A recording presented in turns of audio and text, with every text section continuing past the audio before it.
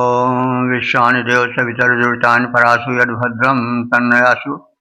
ओम भद्रं कर्णेभिः शृणुयाम देवा भद्रं पश्येमात्मभिरक्ताः स्थिरैरङ्गैस्तुष्मांसस्तनूर्भिर्विषेमहि देवहितं यदायुः। ओम वेद प्रेमियों सुधीर श्रोताओं संप्रति हम सब ऋग्वेद के अष्टम मंडल के 45वें सूक्त के 29वें मंत्र की व्याख्या में प्रवेश करने जा रहे हैं। देवता इंद्र और शीर्षक है इंद्र की संवेद अस्तित्व का कथन। अब संबंधित मंत्र का सर्वप्रथम सत्वर पाठ हो जाए। ओम ओम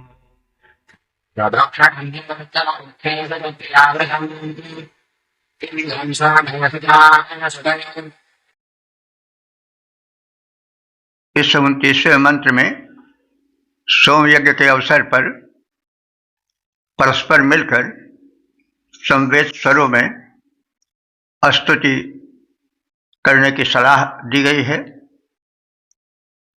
इंद्र कैसा है? त्रिभुक्षणम, सभी समय महान है। तुगन्यावृधम, और वह जल वृष्टि करने वाला है।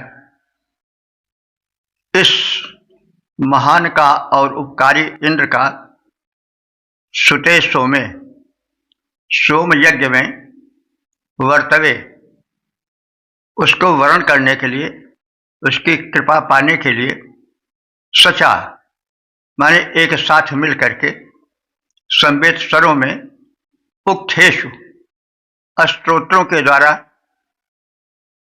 स्तुति करनी चाहिए। महान, जलवर्धक, वृक्ष द्वारा पर्याप्त जल देने वाले इंद्र की स्तुति सोम यज्ञ में उनका वर्णन करने के लिए आवश्यक है। और प्रार्थना विषयक स्तोत्रों का गायन उपासक एक साथ बैठकर करें और इंद्र को प्रसन्न करें। इंद्र महान निर्वर्धक है, वर्षा जल के द्वारा हमें सदा संपन्न बनाती उनकी करुणा धारा।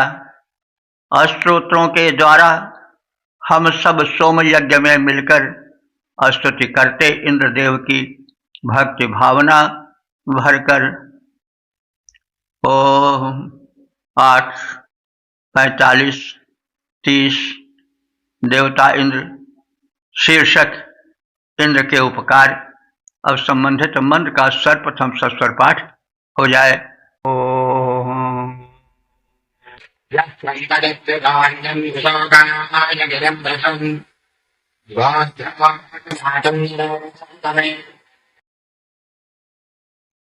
इस 30वें मंत्र में इंद्र के उपकारों का स्मरण किया गया है। इंद्र ने त्रिशोक नाम के मंत्र दृष्टा ऋषि के लिए जल का प्रबंधन किया और उसी के बहाने समस्त संसार का हित किया। पृथुगिरिम माने, पृथु माने व्यापक विशाल, गिरि माने यहां पर पर्वत अर्थ में प्रयुक्त है, क्योंकि मेघ जो है वो भी पर्वताकार होते हैं। जैसा हम निवेदन करते आए हैं कि ऋग्वेद के समय वैदिक काल में शब्द रूढ़ नहीं हो सके थे और उनके गुण के हिसाब से उन्हें नामित कर दिया गया था। तब जब घनघोर घटाएं छाती हैं तो मेघखंड विशाल दिखाई पड़ते हैं, गिरिवत वे परिलक्षित होते हैं। तो ऊंचे ऊंचे जो स्थान होते थे उनको गिर कहा जाता था। तो पहाड़ बड़े ऊंचे हैं, इसलिए गिर शब्द उन्हीं के लिए बाद में रूढ़ हो गया। लेकिन वह विशाल फैले हुए बादलों के लिए भी प्रयुक्त हुआ है, जैसे यहां पर गिर शब्द बादल के लिए है। तो पृथ्वी माने व्यापक विशाल, मेघ को त्रिशोकाय, त्रिशोक नामक ऋषि के हितार्थ विकृंत तोड़ दिया, खंड खंड कर दिया, और गोभ्य निरितवे, जलों को गायों के लिए, प्राणियों के लिए खोल दिया, और गातुम माने पृथ्वी पर नदियों के रूप में मार्ग बना दिया, क्योंकि मेघों से जितना जल निकलता है उतना जल प्रवाहित होता रहे और वो समुद्र में जाता रहे, ताकि समुद्र समय के अनुसार दीर्घ काल में कहीं मतलब सूख न जाए या अल्प जल वाले न हो जाएं। तो ये एक व्यवस्था है जिसको इंद्र ने किया, उस परमात्मा ने किया। तो नदियां जल प्रवाह को प्रवाहित करने के लिए, ताकि जहां वृष्टि नहीं हुई है उन स्थानों पर भी दीर्घकाल तक जल सुलभ होता रहे और समुद्र में जाकर के वह एकत्र होता रहे। तो इसके लिए व्यवस्था चाहिए। उस व्यवस्था के लिए इंद्र ने नदियों का निर्माण किया। तो उस उपकार को ऋषि याद कर रहा है और कह रहा है कि मुझ ऋषि के साथ ही साथ इंद्र ने लोक के हित के लिए बड़ा कार्य किया। उन्होंने विशाल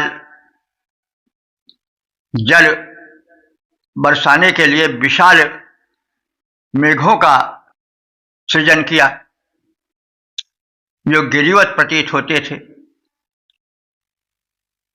नदियों को, उस व्यापक जल को बहाने के लिए एक बड़े नाले की तरह बनाया। तो जिस इंद्र ने जल बरसाने के लिए त्रिशोक नाम के ऋषि के हित के लिए विस्तृत मेघों को वृष्टि के लिए विदीर्ण किया। आप सब जानते हैं कि मेघ में जल भरा रहता है, व्यापक मात्रा में जल भरा रहता है, लेकिन बरसता नहीं। इंद्र जो है वज्र प्रहार करके, ऊष्मा उत्पन्न करके और मेघों को चीर करके उस वृष्टि के बरसने का उपक्रम करता है, उन मेघों को बरसने के लिए विवश करता है। तो इसके साथ ही साथ वो व्यापक जल कैसे समुद्र तक पहुंच जाए और जल शून्य धरातल को कैसे विविध प्रयोजनों के लिए जल मिलता रहे, इसके लिए उसने नदी रूप में मार्ग बनाए। मेघों को विदीर्ण कर जिसने भूतल पर जल को बरसाया, ऋषि त्रिशोक सुतृप्त हो सके ऐसा निकट उपाय रचाया। पृथ्वी पर जल रहे प्रवाहित, नदी रूप में मार्ग बनाया। नदी रूप में जल प्रवाह का अनुपम साधन सुलभ कराया। ओम 8:45-21 देवता इंद्र। शीर्षक है सुखी जीवन हेतु प्रार्थना। अब संबंधित मंत्र का सर्वप्रथम सस्वर पाठ हो जाए। ओम यत्तरिक्षेमणस्य निबन्धानप्रेर्यक्षते मादक्रमिन्दनलगा। इस 31वें मंत्र में इंद्र देवता से पूर्ण सुख और समृद्धि की कामना की गई है। इंद्र, हे सर्वश्रेष्ठ देवराज इंद्र, मंदाना, मंदाना माने प्रसन्न होकर, यद दधिषे, जिस धन को तुम अपने हाथों में धारण करते हो, दधिषे माने धारण करते हो, यत माने जो, प्रसन्न होकर तुम अपने हाथों में जिस धन को प्रदान करने के लिए धारण करते हो, मनुष्य से माने मन पूर्वक लग करके इच्छा करते हो, प्रायित यक्षस, जिस धन का तुम दान करते हो और दानार्थ उसे धारण करते हो, तो तत् मां कह, तो वो धन आखिर मेरे लिए क्यों नहीं प्रदान करते हो? क्योंकि तुम दाता हो, तुम्हारा हाथ सदैव दान के लिए उठा रहता है। मैं अपने जीवन को सुखी, संपन्न और सार्थक बनाने के लिए धन की याचना करता हूं, तो भला तुम हमको धन क्यों नहीं देते हो? हमें धन दान देकर मृडे माने सुखी बनाओ। हे इंद्र, प्रसन्नता पूर्वक तुम जो धन धारण करते हो, जिसकी कामना करते हो, दीनों को देने के लिए सदैव तत्पर रहते हो, तथा जिसका दान तुम व्यापक रूप से करते हो, वह धन आखिर मुझे क्यों नहीं देते हो? हे देव प्रवर, तुम उस वांछित धन को जिसे मैं चाहता हूं उसे देकर सुखी बनाओ। जो धन धारण करते, जिसकी इच्छा तुम्हें महान, वह धन मुझको इंद्रदेव क्यों करते नहीं प्रदान?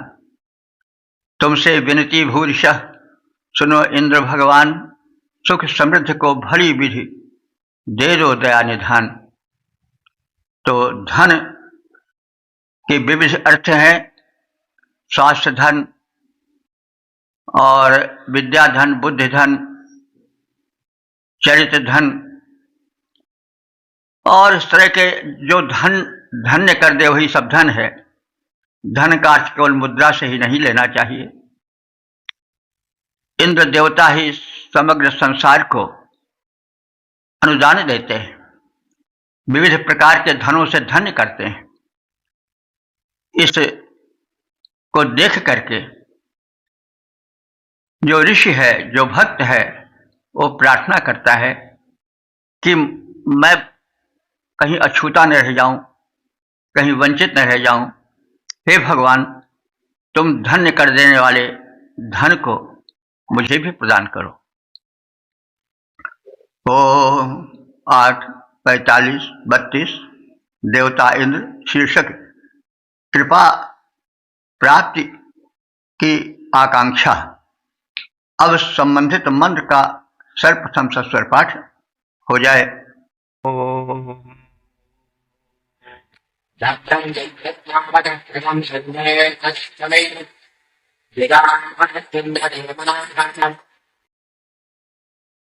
इस 32वें मंत्र में यह कहा गया है कि देवराज सर्व समर्थ इंद्र के अधिकार में अतुल सुख और समृद्धि है। वे यदि थोड़ी सी भी दृष्टि में स्पर्श कर देते हैं, थोड़ी सी कृपा कर देते हैं, तो वह बहुत बड़ी कृपा मानी जाएगी। क्योंकि जो महान होते हैं वे थोड़ा सा भी बोल देते हैं या थोड़ा सा भी दे देते हैं या थोड़ी सी भी झलक किसी को दे देते हैं, तो वह बहुत बड़ी चीज मान ली जाती है। यह संसार का सत्य है। जो शक्तिहीन है या अल्प शक्तिवान है वो बहुत कुछ कहें, बहुत कुछ करें, बड़ी देर तक बैठे रहें तो उसका कोई विशेष बात तो नहीं होता है। लेकिन अभी कोई राजा आ जाए, महाराजा आ जाए, प्रधानमंत्री आ जाए तो थोड़े समय के लिए भी जहां रुक जाएंगे वो एक ऐतिहासिक हो जाएगा। थोड़ी सी भी बात जिसको कर लेंगे, थोड़ा भी जिसे देख लेंगे वो अपने को धन्य मान लेगा। तो बड़ों की महिमा बड़ी है। तो हे इंद्र, तुम बहुत बड़े हो और तुम्हारी महिमा भी उतनी ही बड़ी है। त्वावतः माने तुम जैसे के, गभ्रमचित थोड़ा सा भी, कृतम माने कार्य, क्षमि माने पृथ्वी पर, अधि माने अधिक हो जाता है, प्रसिद्ध हो जाता है। ते मन, तुम्हारा मन, जिगातु मेरे ऊपर हो जाए, यानी तुम मुझे थोड़ा सा भी दोगे, थोड़ा सी भी कृपा करोगे, थोड़ी भी दया दृष्टि कर दोगे तो वह बहुत बड़ी मानी जाएगी, बहुत कुछ हो जाएगा उसके द्वारा। इसलिए मुझे अपनी कृपा दृष्टि से वंचित न करो, थोड़ा सा भी हमारे ऊपर ध्यान दे दो, मेरा कल्याण हो जाएगा। हे इंद्र, तुम्हारे द्वारा संपन्न छोटा कार्य भी धरती पर विख्यात हो जाता है।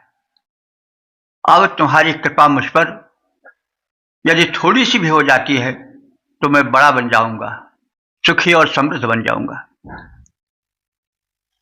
लघुकृत्य भी अगर होता है तुझसे महान सुर के द्वारा, लघुकृत्य भी अगर होता है तुझसे महान सुर के द्वारा, हो जाता है अतिशय प्रसिद्ध, जानता से भूतल सारा। मैं करता हूं बस यही विनय, हे इंद्र देव जनहितकारी, नित्य कृपा दृष्टि अक्षुण रहे मुझ पर तेरी है असुरारी। 8, 45, 33। देवता इंद्र। शीर्षक उद्धार करने से इंद्र का यशोवर्धन। अब संबंधित मंत्र का सर्वप्रथम सस्वर पाठ हो जाए। ओम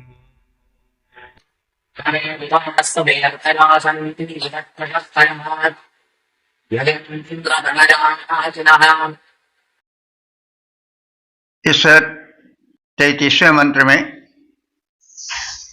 भगवान इंद्र से प्राप्ति की प्रार्थना की गई है, उद्धार करने की प्रार्थना की गई है। और यह कहा गया है कि आप हमारा उद्धार करोगे तो हमारा ही नहीं तुम्हारा भी यश फैलेगा। ये भक्ति अभिव्यक्ति की एक मतलब प्रथा है, एक पद्धति है, और प्रेम पूर्वक भक्त का यहाँ पर उद्गार समक्ष आता है, झलकता है मंत्र में। इंद्र, हे महान देवता देवराज इंद्र, यत न मृदयासि, यत माने यदि या जब, न मृदयासि माने हमारे ऊपर कृपालु होते हो, हमें सुखी करते हो, तो इत तो तुम्हारा यह कार्य, सुकीर्ति प्रशस्तय असम, तो यह तुम्हारा छोटा सा भी कार्य हमारा तो कल्याण करेगा ही, साथ साथ सुकीर्ति हमारे तुम्हारी कीर्ति भी प्रशस्तय असन, चारों ओर फैलकर तुम्हारी प्रशंसा कराएगी। तो इस तुम्हारी कृपा दृष्टि से, तुम्हारे अनुदान से हमारा तो कल्याण होगा ही, साथ साथ तुम्हारी भी कीर्ति फैलेगी कि ये तो बड़े दानी हैं, बड़े कृपालु हैं, बड़े सक्षम हैं। तो जब भगवान की कृपा होती है तो भक्त का कल्याण तो होता ही है, साथ ही साथ भगवान के नाम की चारों ओर प्रसिद्ध होती है। कृपा की न होती जो आदत तुम्हारी, तो सुनी ही रहती अदालत तुम्हारी। न तुम होते हाकिम न हम होते मुजरिम, न घर घर में होती इबादत तुम्हारी। यह भी एक अभिव्यक्ति है। अगर जुल्म करने वाले न हो तो जज साहब की जरूरतें क्या है, कोई जगह नहीं क्रिएट होगी। तो इसी प्रकार से अगर कमजोर व्यक्ति ना हो, अगर प्रशंसा करने वाले ना हो भगवान की, तो भगवान का गुणगान और उनकी महत्ता का कथन कैसे होगा। तो भक्त और भगवान का अटूट संबंध रहता है। यह तमाम भक्त कवियों द्वारा कहा जाता रहा है। तो हृदय तो एक रहता है, चाहे जिस युग का रहा हो, प्रवृत्तियां वही रहती है, कहने के ढंग में थोड़ा परिवर्तन हो सकता है। तो तात्पर्य है कि भक्त और भगवान का अटूट संबंध है। वे अगर कृपा करेंगे तो भक्त का तो कल्याण होगा ही, लेकिन भगवान की भी कीर्ति होगी। हम सब प्रार्थना करते हैं तो उससे जब हमें उपलब्ध होती है, कृपा कटाक्ष की प्राप्ति होती है, तो हमारा तो भला हो ही जाता है, लेकिन उस दाता भगवान का भी नाम चारों ओर फैल जाता है। तो भक्त और भगवान का अटूट संबंध है, और भक्त पर कृपा करने से भगवान का भी यशोवर्धन होता है और भक्त का कल्याण तो होता ही है।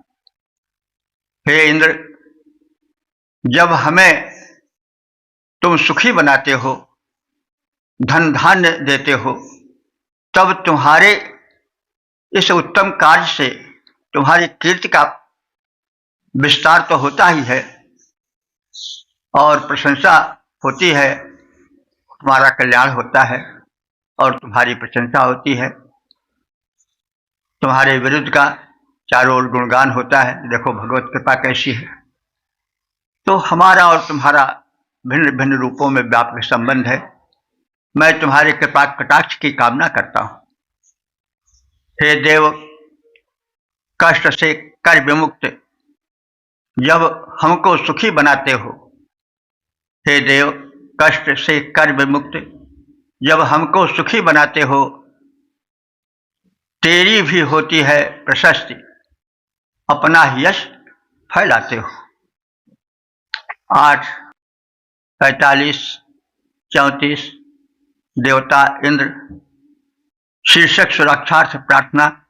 अब संबंधित मंत्र का सर्वप्रथम सस्वर पाठ हो जाए।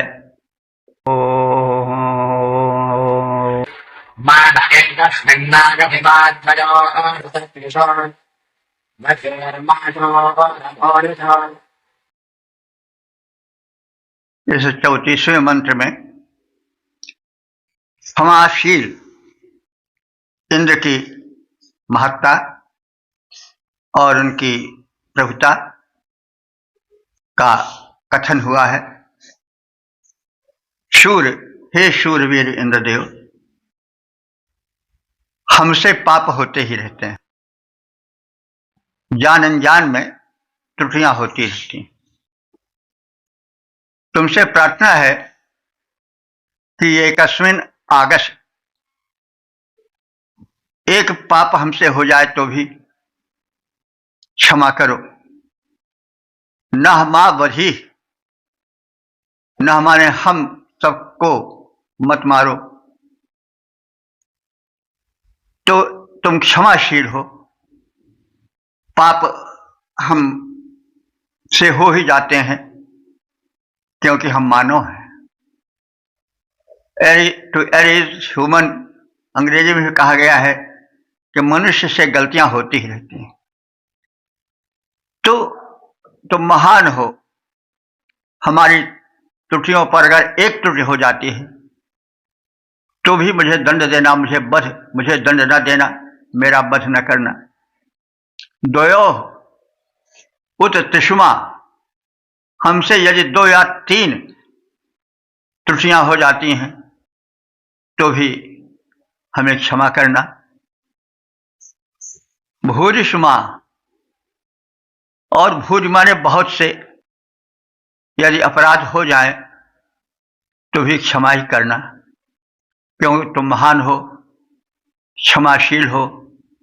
हम मानव हैं, त्रुटियों के आगार हैं, हमसे त्रुटि होना स्वाभाविक है। तो इसलिए आप अपनी महत्ता को देखकर हमें हमारी त्रुटियों के लिए क्षमा ही करते रहना। हम शरणागत हैं। हे शूरवीर इंद्र, हमारे द्वारा एक अपराध हो जाए तो भी क्षमा करना, 2 अपराध या 3 अपराध हो जाए तो भी हम क्षमा से वंचित न रहें, और बहुत से अपराध यदि हो जाते हैं तो भी हम क्षमा प्रार्थी हैं, हमें मारना नहीं। अपराध 1, 2, 3 या कि अपराध बहुत से हो जाए, हे वीर इंद्र हम क्षम्य रहें। हे वीर इंद्र हम क्षम्य रहें। हे देव न हम मारे जाएं। 8, 45, 35 देवता इंद्र शीर्षक पाप करने से भय होता रहे। अब संबंधित मंत्र का सर्वप्रथम सत्वर पाठ हो जाए।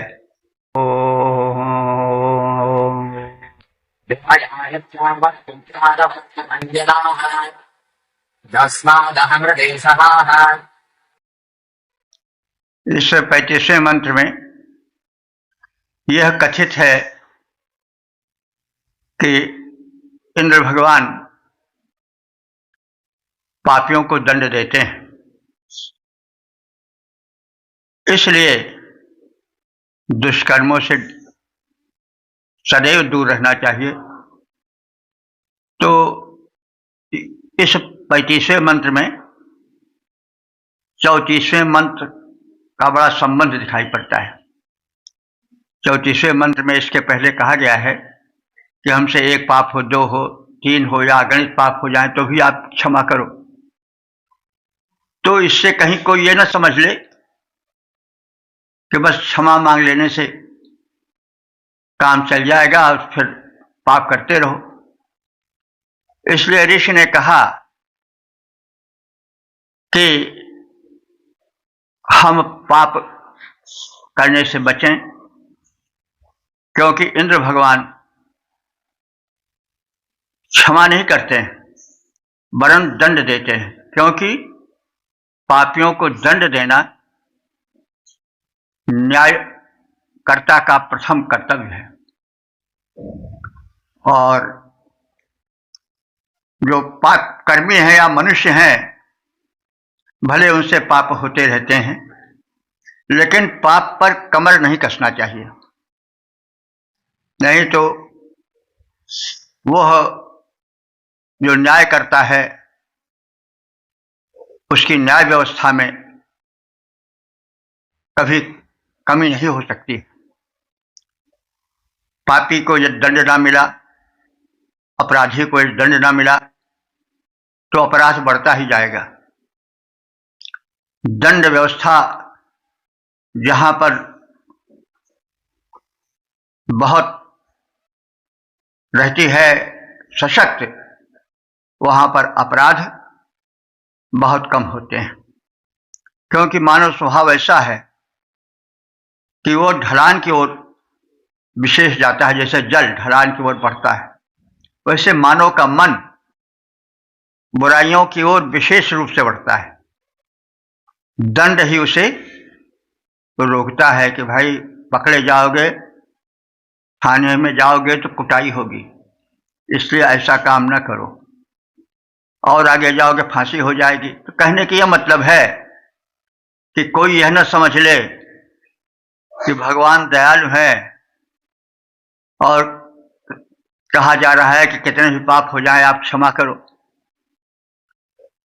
तो इसे एक प्रार्थना रूप में माना जा सकता है, नम्रता रूप में माना जा सकता है, लेकिन यह एक सत्य रूप में नहीं माना जाना चाहिए। इसलिए इस 35वें मंत्र में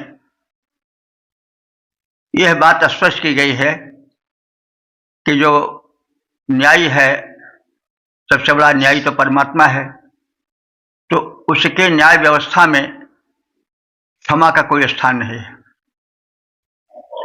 यह समझ करके जीवन बिताना चाहिए और दुष्कर्म नहीं करना चाहिए किसी भी प्रकार का। तो त्वावतः, हे इंद्र, तुम्हारे समान उग्रात, उग्रवीर से अभिप्रभंगिणा, यह हम संदेश देना चाहते हैं कि वे लोग जो कि पाप करते रहते हैं वही इंद्र के, भगवान के शत्रु हैं, और इंद्र या भगवान उस पर प्रहार करते हैं, उसको दंड देते हैं। दस्मात, वे पापियों के विनाशक हैं। रीतिशः, शत्रुओं को परास्त करने वाले हैं, सक्षम है, समर्थ है। उस इंद्र से हम प्रार्थना करते हैं कि हम सदैव पाप करने से डरते रहें। पाप की परिभाषा आप सब जानते हैं, किसी के धन को छीन लेना, बदनीयती रखना, या किसी को निरर्थक सताना, इस प्रकार से अनेक पाप की कोटियां हैं, मन से, वचन, कर्म से।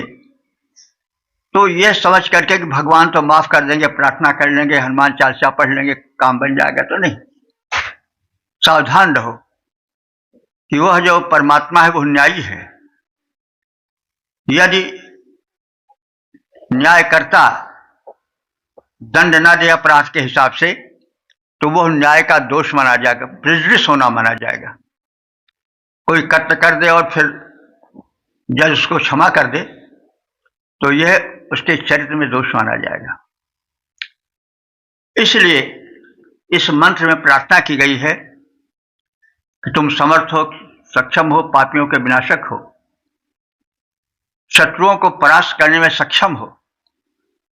मैं तुमसे डरता रहूं, स्वच्छंद वर के पाप न करता रहूं, यह समझ करके कि तुम क्षमा कर दोगे। नहीं, इस भूल से मैं अपने को ठगू नहीं, भ्रम भरा जीवन न बिताऊं। हे परम पराक्रमशील इंद्र, तुम शत्रुओं पर प्रहार करने वाले हो और पापियों को दंड देने वाले हो, आगे बढ़कर उनका संहार कर देने वाले भी हो। मैं पाप करने में तुम्हारे भय का अनुभव करता रहूं, ताकि मुझसे पाप अत्यल्प हो या बिल्कुल ना हो, क्योंकि प्रकृति में क्षमाशीलता नहीं है। कोई अंगारे को पकड़ेगा तो अंगारा जलाएगा, कोई नियमों का पालन प्राकृतिक नहीं करेगा तो उसे रोग शोक रूप में दंड मिलेगा। तो यह यथार्थ भी समझना चाहिए। हाँ, प्रार्थना हम करें, उस प्रार्थना से हमारा जीवन पवित्र होता है और जीवन के शुभ की भावभूमि बनती है। हे परम पराक्रमशील इंद्र, हे परम प्रकाश, हे परम पराक्रमशील इंद्र, तुम अरियों पर करते प्रहार, उनके संहारक हो स्वामी, जो करते रहते दुराचार। मैं तेरे इस स्वभाव का प्रभु स्मरण सदा करता जाऊं, दुष्कर्मों से रह दूर, उन्हें करने में भय भरता जाऊं। ओम 8:45-36 देवता इंद्र शीर्षक इंद्र की भक्ति हेतु प्रार्थना। अब संबंधित मंत्र का सर्वप्रथम सस्वर पाठ हो जाए।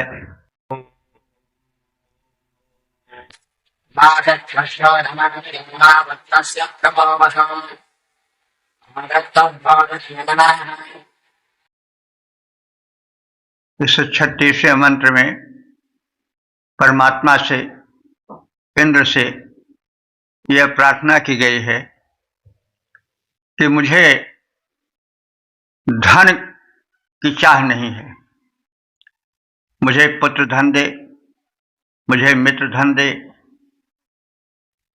मुझे अन्य कोई धन दे, इसकी चाह नहीं है। फिर चाह किसकी है कि मैं मना आवृत्वाद भूत हूं, मेरा मन तुम में लगा रहे, तुमसे विलग न हो। सख्यु शूनम मां भी आविदे, सख्यु माने मित्र के धन को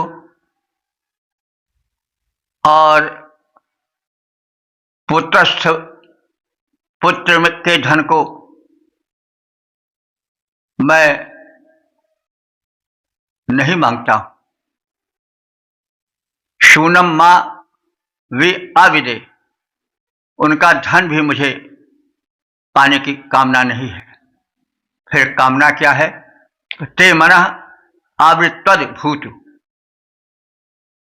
मेरा मन तेरे मन से जुड़ जाए,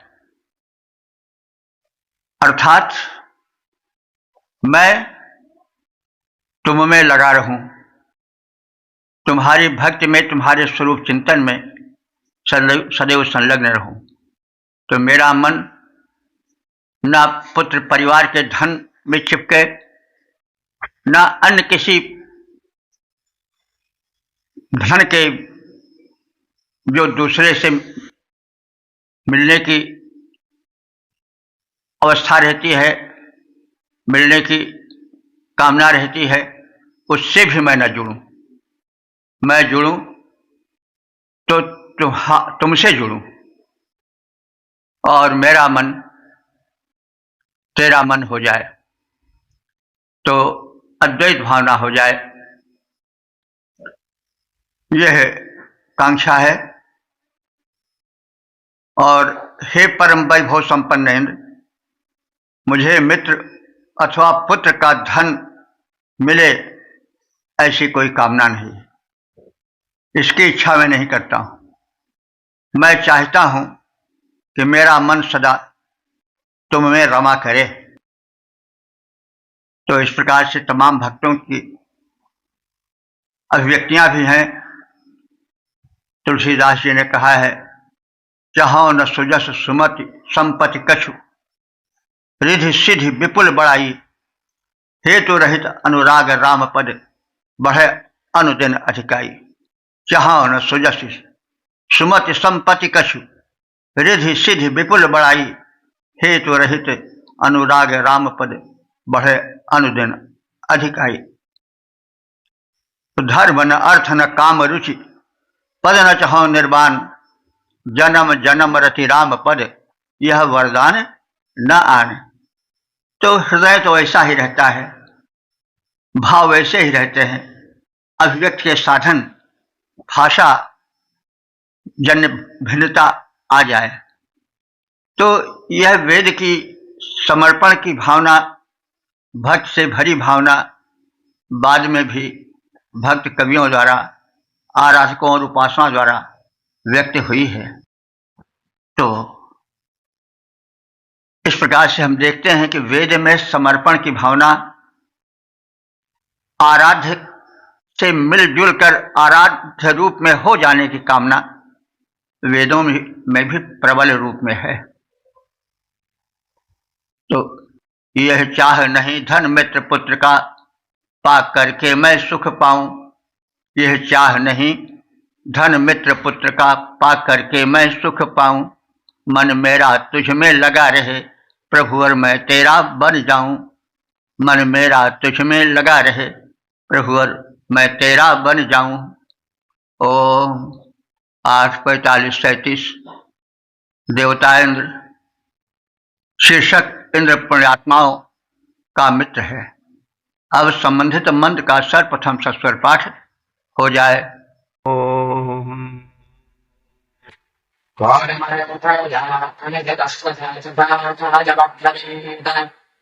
जहाँ इंद्र परम न्यायी है। भगवान न्यायशील हैं।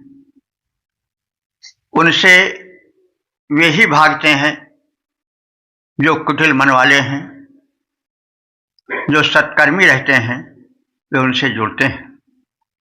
इसलिए ऋषि कह रहा है कि इंद्र परम न्यायी है। वह निरपराध को दंड नहीं देता है और अपराधी को छोड़ता भी नहीं है। तो ऋषि कह रहा है कि मर्याह, हे मरणशील मानो, अमृषिता सखा। इंद्र जो है वो क्रोध रहित मित्र है और वह अपनी न्यायशीलता को लेकर समस्त मनुष्यों से पूछता है। जो उसके मित्र रूप, भक्त रूप रहते हैं लोग, उनसे पूछता है।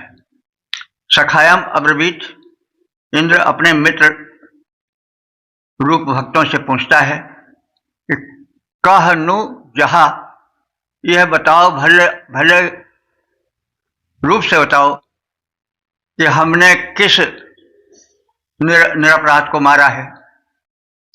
कह अस्मत् इष्यते, कौन मुझसे दूर भागता है। तात्पर्य यह है कि इंद्र यह कहना चाहता है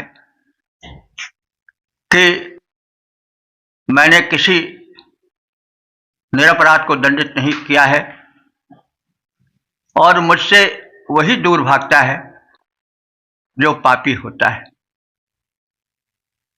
मैं सदैव भक्तों के, सदाचरणशील मनुष्यों के पक्ष में रहता हूं, लेकिन अपराधियों के, दुराचारियों के सदैव विपरीत रहता हूं। गोस्वामी जी ने भी कहा है, काल रूप तिनकर मैं त्राता, शुभ और अशुभ कर्म फलदाता। मैं ऐसे मनुष्यों का जो दुराचारी हैं उनका काल हूं। मैं शुभ और अशुभ कर्मों को देता रहता हूं। इसलिए इस भ्रम में न रहो कि हम या हमारी दृष्टि से कोई पापी बच पावेगा या कोई पुण्यात्मा उसका फल नहीं पावेगा। तो इसी भावना को इस मंत्र में भी झांकते हुए देख सकते हैं। तो हे मनुष्यों, इंद्र क्रोध रहित सखा है, यह बात सत्य है। वह अपने मित्र सत्कर्मी मनुष्य से पूछता है कि तुम ही बताओ कि मैंने किस निरपराध को मारा है और कौन मुझसे दूर भागता है। यानी परमात्मा निरपराध का वध नहीं करता है। जो पापी होता है वही भगवान से दूर भागता है और सदाचारी न दूर भागता है न डरता है भगवान से। वो उन्हें उलाहना देने से नहीं चूकता है कि मैं, कई भक्तों ने कहा है कि मैं तुम्हारे पतित पावन नाम की कुर्की करा दूंगा। अब ये एक तरह से चैलेंज है, लेकिन भक्त भरा चैलेंज है कि आप निरपराधों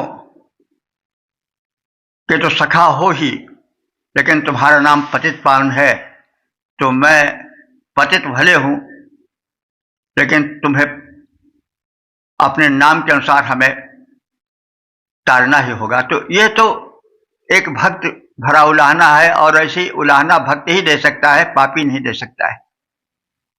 तो कहने की तात्पर्य यह है कि इंद्र मनुष्यों का सखा है, मित्र है। वो किसी निरपराध को दंड नहीं देता है और किसी अपराधी को क्षमा नहीं करता है।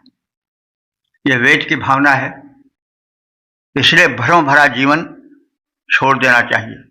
सजा मिलेगी अगर गलत काम हो रहा है, और यदि सत्कर्मी हो तो उसका फल भी मिलेगा, हाँ विलंब हो सकता है। क्रोध रहित प्रिय सखा इंद्र है, लोगों इसको जानो। क्रोध रहित प्रिय सखा इंद्र है, लोगों इसको जानो। वो पापी का वध करता, रक्षक सज्जन का मानो। पापी उससे दूर भागता, निकट नहीं आ पाता। सत्कर्मी सज्जन का रक्षक, वह ईश्वर कहलाता। ओम 8:45-38 देवता इंद्र, शीर्षक धन प्रदायक इंद्र। अब संबंधित मंत्र का सर्वप्रथम सस्वर पाठ हो जाए। ओम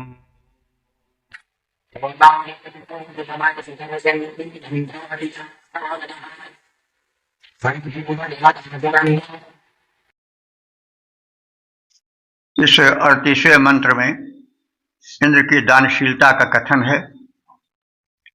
इंद्र दानी है, लेकिन वह कर्म के अनुसार दान देता है, दंड देता है, कृपा भी प्रदान करता है। इसको एवार नाम के याज्ञिक द्वारा यज्ञ किए जाने के संदर्भ में कथित है। वृषभ, हे बलवान इंद्र, एवारे सुते, एवार नाम के व्यक्ति द्वारा किए गए सुते माने सोमयज्ञ में तुमने उसे विपुल धन धान्य दिया। इसकी उपमा दी जा रही है कि कैसे दिया। निवता चरण शवघ्नि आवथा यो।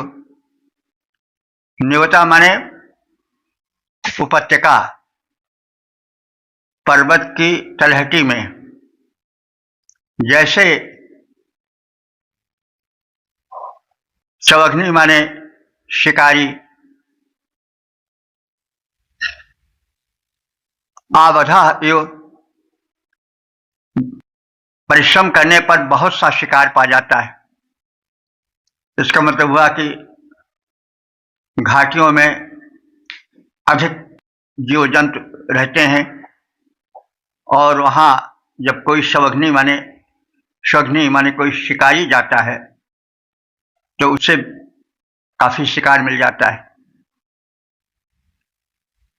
उसी प्रकार से तुमने एवार नाम के सोमयज्ञ कर्ता को विपुल धन धान्य बड़े सुगमता पूर्वक दे दिया। तो हे शक्ति संपन्न इंद्र, जैसे पर्वत की घाटी में विचरणशील शिकारी पुष्ट पशुओं का शिकार बहुत सरलता से पा जाता है, वैसे ही सोम यज्ञ करने वाले एवार नामक व्यक्ति को, याज्ञिक को या यजमान को तुमने प्रचुर धन प्रदान किया है।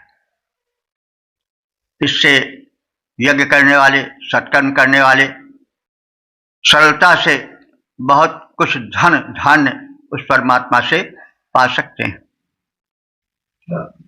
पर्वत पर आखेटक जैसे पाता पुष्ट शिकार सोम यज्ञ करने वाला जो रहा व्यक्ति ऐवार, हे शक्ति मान देवेंद्र, दान की तेरी शक्ति महान, उस ऐवार को किया तुमने वैभव विपुल प्रदान। ओम 8:45-39 देवता इंद्र, शीर्षक इंद्र के अश्वों के प्रति आभार। अब संबंधित मंत्र का सर्वप्रथम सस्वर पाठ हो जाए। ओम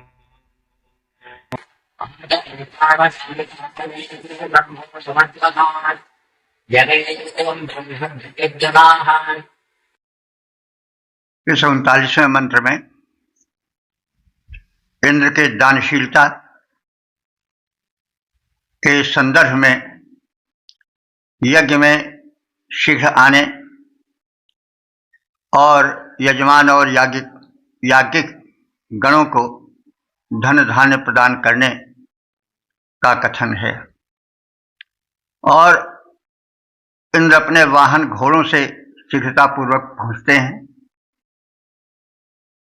सकारण इसे कहा गया है कि भाई कोई वाहन से आता है, बड़े लोग तो खास तौर से वाहन से आते हैं, तो जब उनके वाहन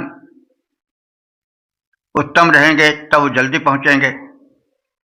तो अश्व उनके वाहन हैं, वो बड़े पटु हैं, संकेत मिला नहीं कि तुरंत रथ में जुड़ जाते हैं और दाता इंद्र को यज्ञ स्थल पर पूजा स्थल तक पहुंचा देते हैं और फिर वे बिल्कुल धन धान्य शीघ्र देते हैं। तो परमात्मा के रूप में इंद्र को देखा गया है, यहाँ पर मानवीकरण हुआ है, क्योंकि भावना में मानवीकरण हो ही जाता है। वैसे इंद्र तो सर्व सक्षम है, सर्वव्यापी है। अब जो यज्ञ करते हैं, पुण्य कर्म करते हैं, उनको शीघ्र धन देते हैं। इस बात को कहने में अश्वों की योजना शीघ्र यज्ञ स्थल शुभ स्थल पर शुभ कर्म करने वालों के पास पहुंचना और उन्हें आवश्यक धन धान्य देना, इसका कथन है और उसे मानवीकरण के माध्यम से व्यक्त किया गया है। ते तुम्हारे, हे इंद्र, तुम्हारे जो अश्व हैं वो बचा युजा, माने अस्तुत के मंत्रों के वचन को, प्रार्थना को जैसे सुनते हैं वैसे तत्काल युजा माने रथ में जुड़ जाते हैं, विलंब नहीं लगाते हैं। और सम उदस्था, वे रथ को उत्तमता से खींचने वाले बन जाते हैं। एता हरि, इन घोड़ों को, हरि द्विवचन है हरि का, हरि माने होता है घोड़ा, अश्व। इंद्र के अश्व को हरि कहा जाता है। तो हरि तो तमाम अर्थों में होता है। हरति पापानि, तो हरि भगवान के लिए है। हरति वस्त्राणि इति हरि बंदर के लिए आता है। इसी तरह से कई अर्थों में हर शब्द का प्रयोग होता है। यहाँ इंद्र के सशक्त अश्वों को हरि कहा गया है। वह भी हरण करता है क्या पथ को, इतने तेज, इतनी तीव्र गति से भागता है कि मानो अब रास्ता रह ही नहीं जाएगा, उसका वो हरण कर लेता है।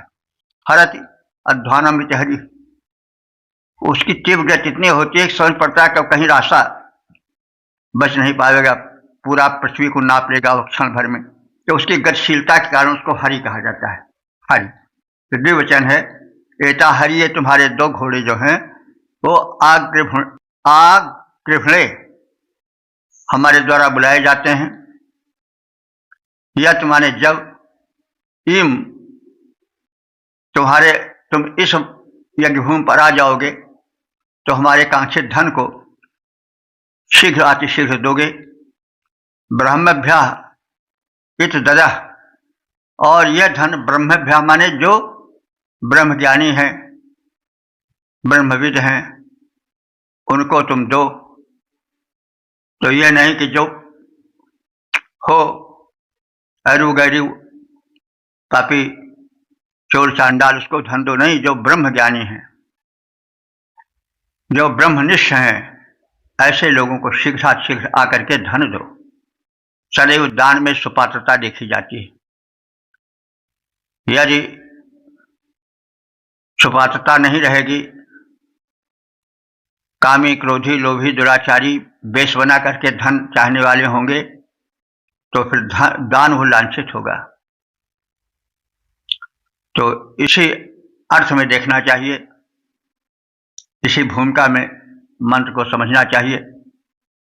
तो हे इंद्र, वचन मात्र से वेद मंत्रों के शब्दों को सुनते ही तुम्हारे जो सबल दो अश्व हैं वो रथ में जुड़ जाते हैं। ऐसे तुम्हारे अश्वों को मैं बुलाता हूं कि वे शीघ्र रथ के माध्यम से तुम्हें लाएं, क्योंकि उन्हीं के द्वारा शीघ्रता से आकर इस संपत्ति को जो तुम्हें देनी है उसे ब्रह्मनिष्ठ शासकों को शीघ्राशीघ्र दे जाओ। कहते ही जो घोड़े रथ में खुद ही आकर जुड़ जाते हैं, जो इंद्रदेव को यज्ञ भूमि पर पलक भांजते लाते हैं, उन अश्वों को हम यज्ञ भूमि पर सादर यहां बुलाते हैं। साधक पाते संपत्ति अतुल जब इंद्रदेव आ जाते हैं। और 8:45-40 देवता इंद्र शीर्षक शत्रु के धन बल हरण हेतु प्रार्थना। अब संबंधित मंत्र का सर्वप्रथम सत्वर पाठ हो जाए।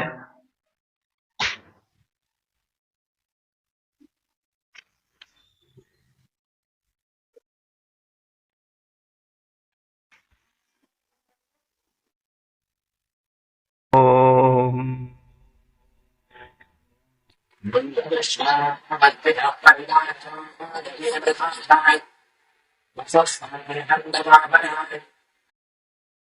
इस 40वें मंत्र में यह कथित है कि इंद्रदेव वे संपूर्ण शत्रुओं को मार दें और हिंसक शत्रुओं को हमसे दूर करें, और जो अस्पृहणीय धन है, उत्तम धन है, वो हमें दें। तो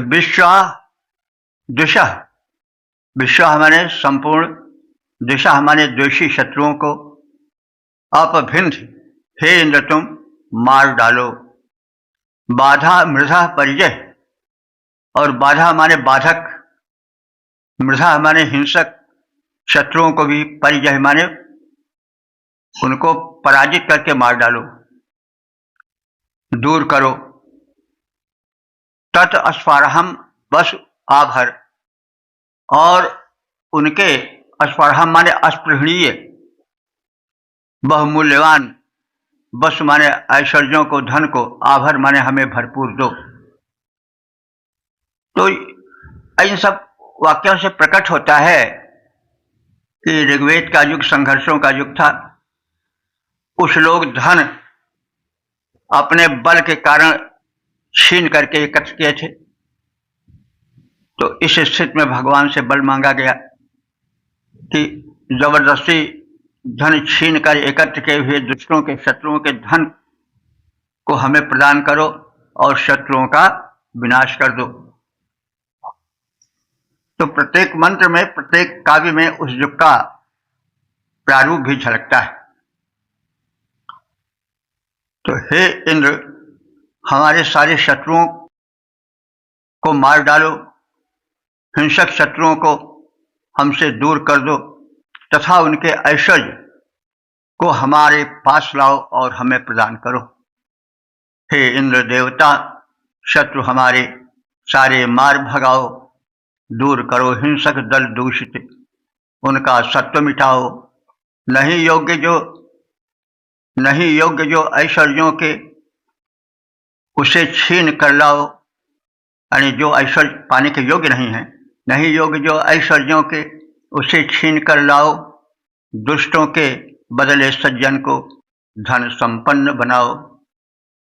ओम 8:45-41 देवता इंद्र शीर्षक है उत्तम धन हेतु प्रार्थना। और संबंधित मंत्र का सर्वप्रथम सस्वर पाठ हो जाए।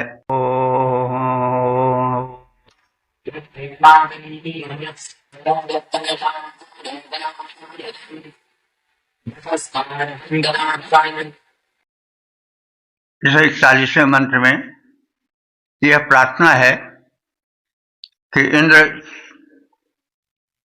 सभी कोट के धनों को सभी स्थानों से लेकर के हम उपासकों को प्रदान करें, ताकि हम जीवन में आगे बढ़ें, दुष्ट शत्रुओं से निपट सकें।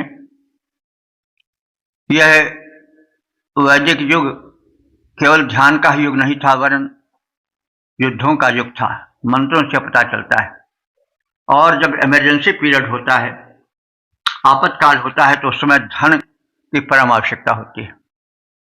तो यह ऐतिहासिक तथ्य भी झांकता हुआ देखा जा सकता है।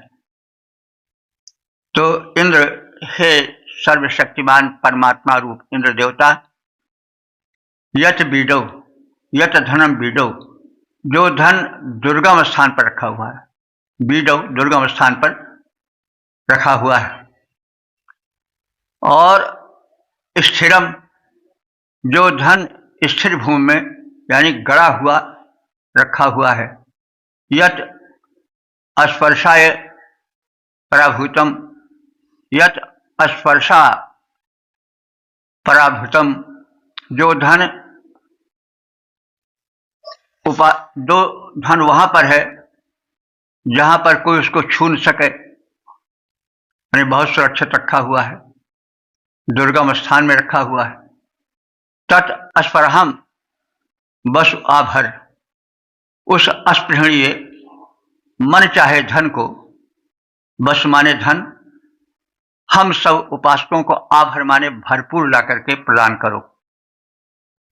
हे इंद्र, जो धन सुदृढ़ सुरक्षित स्थान में रखा हो, अथवा जो धन भूमि के भीतर गड़ा पड़ा हुआ हो, जो धन स्पर्श से दूर किसी दुर्गम स्थान में छिपा कर रखा गया हो, उन सभी अस्पृहणीय धनों को हम उपासकों को देने की कृपा करो और हमारे समीप उसे लाओ। तो धन की बड़ी आवश्यकता है। धन जीवन में उत्थान के लिए, शत्रुओं को परास्त करने के लिए आवश्यक है, लेकिन इसमें एक विशेषण लगा गया, अस्पृहणीय।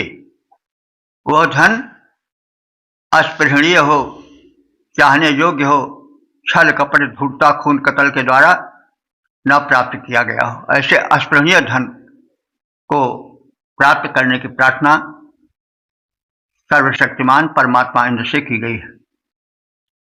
जो धन रक्षित गड़ा पड़ा हो, जो धन रक्षित गड़ा पड़ा हो, दुर्गम हो स्थान सबका, उन सबका है इंद्र देवता, तुम्हें भली विधि ज्ञान। अस्पृहणीय धनों को सारे पास हमारे लाओ, उपासकों को इंद्र देवता सत्वर सुखी बनाओ। ओम 8:45-42 देवता इंद्र शीर्षक धन वैभव हेतु प्रार्थना। अब संबंधित मंत्रों का सर्वप्रथम सत्वर पाठ हो जाए। ओम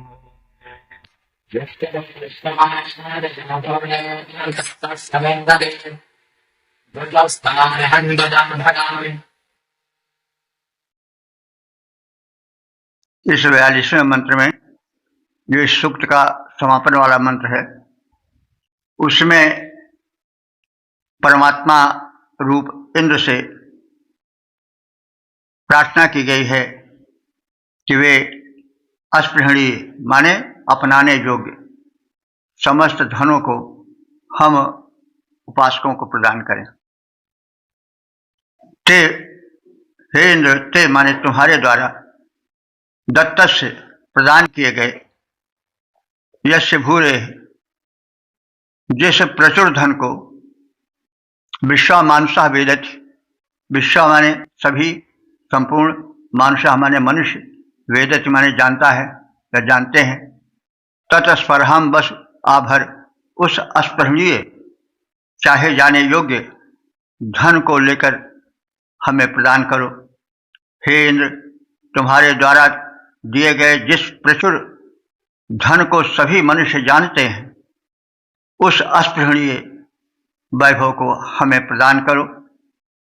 तो तुम्हारे धन का प्रचार प्रसार अनंत है। कितने धन तुम्हारे पास हैं, कितनी मात्रा में है, वे गिने नहीं जा सकते हैं, जाने नहीं जा सकते हैं, वे अपार हैं। तो हमें वो धन जो अस्पृहणीय हो, अस्पृहणीय माने स्वीकार करने योग्य हो, ऐसा धन न दो जो आकर के विनाश करे। पुण्य का धन दो, उत्तम धन दो, ऐसी आपसे प्रार्थना है। हे इंद्र, तुम और तुम्हारे द्वारा दिए गए जिस प्रचुर धन को सभी मनुष्य जानते हैं, जो सर्वविदित है, उस अस्पृहणीय स्वीकार करने योग्य, अपनाने योग्य उत्तम धन वैभव को हमें प्रदान करो। सभी जानते वह वैभव जो दिया तुम्हारे द्वारा, सभी जानते वह वैभव जो दिया तुम्हारे द्वारा, उस व्यापक उत्तम धन को प्रभु, उस व्यापक उत्तम धन से प्रभु भर दो भवन हमारा। इस प्रकार से हमने इस सूक्त के 42वें मंत्र के अर्थ को संक्षेप में जान करके अब इस सूक्त के मंत्रों के विषय में संक्षिप्त चर्चा कर लें और संपूर्ण व्याख्यात मंत्रों की संख्या से परिचित हो जाएं। ऋग्वेद के 8वें मंडल के 45वें सूक्त में 42 मंत्रों का संकलन है और इस प्रकार से जितने मंत्र व्याख्यात हो चुके हैं उनकी संपूर्ण संख्या हो चुकी है 6946। तो इस सूक्त में इंद्र की प्रार्थना है और इंद्र के शक्तिमान रूप और उनके दानी रूप, उनके न्यायी रूप, इन सभी की चर्चा है। इंद्र परब्रह्म परमात्मा के प्रारूप हैं। ऋग्वेद में उनकी अनंत शक्ति का कथन है। इंद्र में युद्धवीर, दानवीर, धर्मवीर, दयावीर, वीर के सभी कोटियों का समावेश है। इंद्र परम योद्धा है।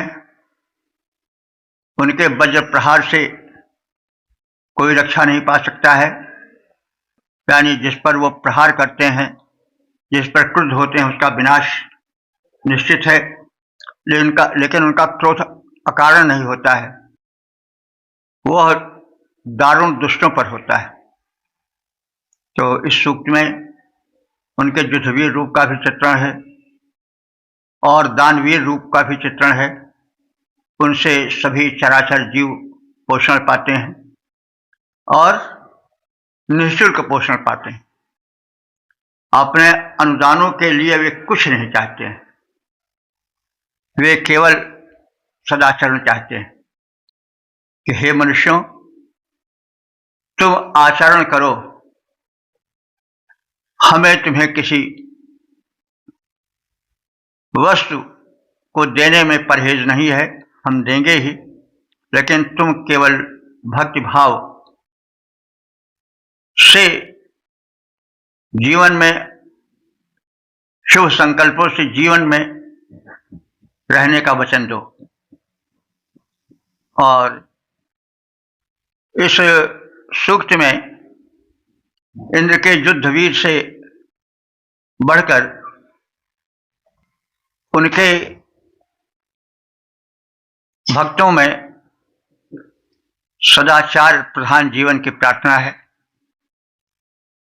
और इंद्र की अनुकंपा उसे ही मिलती है जो सदाचारी होता है। और कई मंत्रों में यह कहा गया है कि हे इंद्र, हम तुमसे तुम्हारी भक्ति चाहते हैं और धन चाहते अवश्य है, लेकिन जो उत्तम कोटि का अस्पृहणीय धन हो। तो भक्ति भावना कई मंत्रों में प्रकट हुई है, जो कि तमाम सूक्तों में अल्प मात्रा में है या नहीं भी है। तो इंद्र को परब्रह्म परमात्मा के रूप में देखा गया है। वह अपनी शक्तिमत्ता से शत्रु शक्तियों को, जो सृष्टि में सकारात्मक भावना पर प्रहार करने वाली हैं, उन पर वह प्रहार करता है। उसका रूप न्यायी है। वो दुष्टों को छोड़ता नहीं है। वो सज्जनों की, भक्तों की सहायता करता है और उसकी भक्ति परमावश्यक है। समर्पण पूर्ण भक्ति का कई मंत्रों में चर्चा है।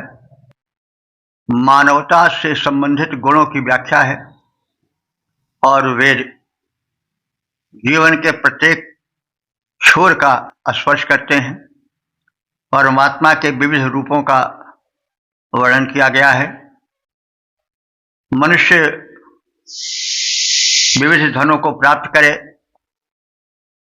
वह सांसारिक ऐश्वर्यप्रदायक धनों को तो प्राप्त ही करे, साथ साथ विद्या धन, बुद्धि धन, आचरण धन, स्वास्थ्य धन को भी पावे, जीवन को धन्य बनावे और परमात्मा चिंतन में लीन रहे, शिष्य में सकारात्मक भावना का प्रचार प्रसार करे, श्रमपूर्ण जीवन बिताए।